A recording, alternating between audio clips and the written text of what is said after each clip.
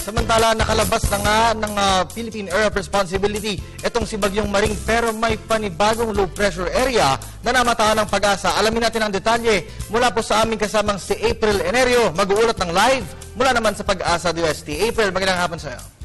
Magandang hapon din, Kirby. Good news muna tayo, no? Terminated o tinanggal na ang yellow rainfall advisory dito sa Metro Manila.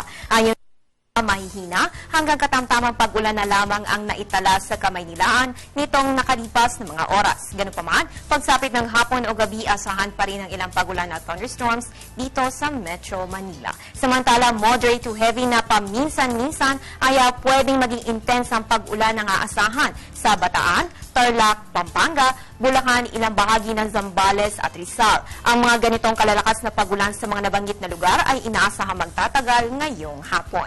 Para naman sa lagay ng panahon sa buong Pilipinas ngayong Huwebes, nakakaapekto pa rin po ang southwest monsoon o hanging habagat dito sa buong Luzon. So tulad naman ng ating naranasan, no, maulan pa rin ang panahon bumungad sa ating kaninang umaga, lalo na dito sa may northern at central Luzon. Magpapatuloy ang mga pag-ulan dyan hanggang Biyernes o bukas. Siyempre, ang tanong ng karamihan, kailan nga ba gaganda ang panahon?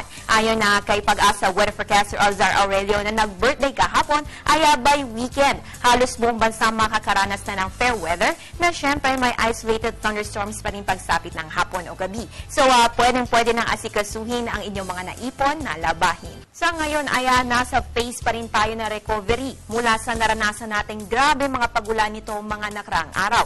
Siyempre, marami rin nagtatanong kung meron na naman ba tayong susunod na sama ng panahon. So, para sagutin niya nga tanong mo, no, ayon na kay Alzar Aurelio, meron na namang namomonitor na low pressure area na nasa labas naman ng Philippine Area of Responsibility. Ito ay nasa layong approximately 2,000 kilometers east ng Northern Luzon.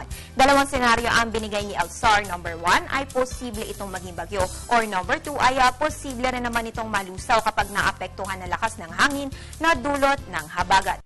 Malayo pa naman ito, nasa labas po yan ng PAR, kaya tututukan natin ang magiging development sa naturang sama ng panahon. Para lagi kayo updated, please follow us on Twitter, like us on Facebook at bisitahin ang aming website. Abangan din ang aking susunod na weather updates mamayang alas 3 ng hapon. At yan ang pinakauling balita mula dito sa Pag-asa DOST. Ako po ang inyong weather girl April Enerio para sa Telebisyon ng Bayan. Balik sa iyo, Kirby. Maraming salamat sa iyo, April Enerio, mula sa Pag-asa.